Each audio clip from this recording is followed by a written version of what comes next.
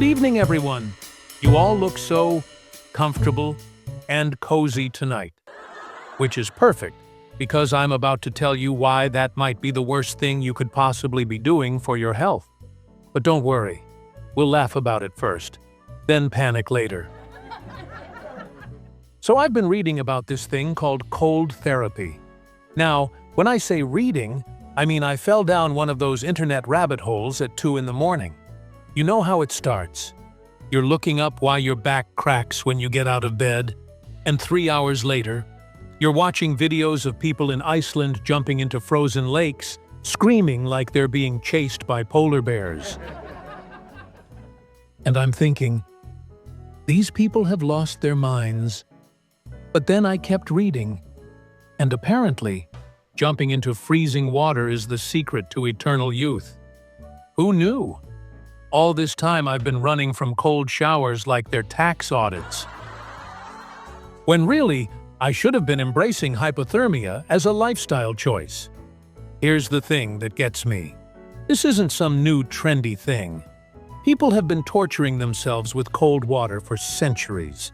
We just forgot about it somewhere between inventing heated toilet seats and deciding that being uncomfortable was basically a human rights violation.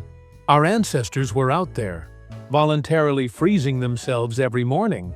And we're over here complaining when the coffee isn't the perfect temperature. But the science behind it? Oh my goodness, it's wild. When you hit that cold water, your body does this thing called thermogenesis. Sounds fancy, right? It's basically your body having a complete meltdown and generating heat like a tiny human furnace that just realized it's about to be evicted. And here's what's really happening while you're standing there, shivering like a chihuahua in a thunderstorm. Your body starts burning something called visceral fat. You know? That's the sneaky fat that wraps around your organs, like plastic wrap on leftovers. Except instead of keeping your food fresh, it's slowly plotting your demise from the inside out. Thanks, evolution. Now, here's where it gets really good. Men apparently accumulate way more of this stuff than women, which explains everything, doesn't it? We're always cold. We die first. And it's all because of this internal insulation that's supposed to protect us, but is actually running a long-term assassination plot. It's like having a bodyguard who's secretly working for the other team. So last week, I decided to try this whole ice bath thing, because apparently, I've reached that age where I'll believe anything that promises to make me live longer, even if it sounds like medieval torture.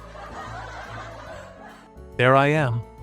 6 in the morning, standing in my bathroom like I'm about to perform surgery on myself, which, let's be honest, might have been safer.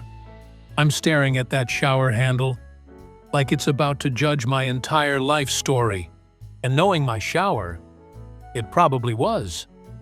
I turn it to full cold and, holy cow, the sounds that came out of me weren't human.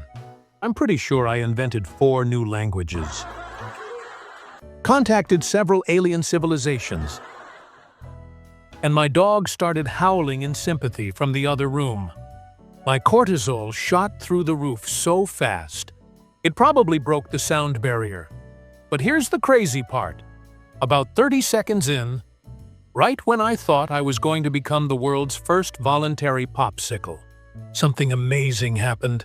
The dopamine kicked in, those endorphins started flowing, and suddenly I felt incredible, like I'd just discovered fire, but backwards, and way more uncomfortable. The mental clarity was insane, not just awake, I mean crystal clear, like someone had just power washed my brain. Nothing wakes you up quite like a near-death experience in your own bathroom before breakfast. And the testosterone boost? Well, let's just say I felt like I could wrestle a grizzly bear. Couldn't actually do it, mind you, but the confidence was definitely there, which at my age is really all you can ask for, right? But nobody tells you about the mental warfare part. You're standing there, hand on that handle, having this entire philosophical debate with yourself. Am I really going to do this? What if I have a heart attack? What if this is how I die? Naked, stupid, and very, very cold in my own shower? And then you do it anyway, because apparently we've reached peak desperation in our quest to live forever. We'll try anything: kale smoothies, yoga with goats, meditation apps that judge your breathing. But voluntarily freezing ourselves? That's where we draw the line. Until we don't. The metabolism thing is fascinating, though. Your body basically calls an emergency board meeting. Attention all departments. Code red. The human has done something incredibly stupid again. This is not a drill. Fire up everything. We're going into full survival mode. Your circulation system suddenly becomes like rush hour traffic that just turned into the Daytona 500. Everything's moving faster. Your heart's pumping like it's training for the Olympics. And somehow this controlled chaos is supposed to make you healthier. It's like fixing your car by driving it off a cliff, but with a medical degree behind it. And the immune system benefits? Apparently, shocking your body into thinking it's about to become a frozen dinner actually makes it stronger. It's that old saying, what doesn't kill you makes you stronger. Except in this case, what almost turns you into an ice sculpture makes you live longer. Makes perfect sense, doesn't it? The anti-aging benefits are supposed to be incredible too. They call it HORMESIS. Basically, a little bit of voluntary suffering that makes you tougher. It's like CrossFit for your cells, except you don't have to listen to someone scream motivational quotes at you while you're dying. So here's what I've figured out. Longevity might literally be as simple as being miserable. For 2 minutes every morning. We spend our entire lives trying to be comfortable, avoiding anything that might cause the slightest discomfort. And apparently, that's what's slowly killing us. The biohacking crowd has been onto this forever. They call it optimizing human performance. I call it really expensive ways to make yourself suffer on purpose, but with scientific backing. But you know what? It actually works. My vitality is through the roof. My recovery time is faster. And I feel like I could take on the world, or at least my morning commute, without contemplating a career change. We've gotten so good at avoiding discomfort that we've forgotten our bodies are actually designed to handle it. We're like luxury cars that never leave the garage.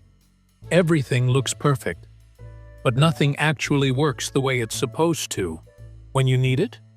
So maybe it's time we all embraced a little voluntary misery. Turn down that thermostat. Take that cold shower. Remind your body that it's supposed to keep you alive, not just comfortable.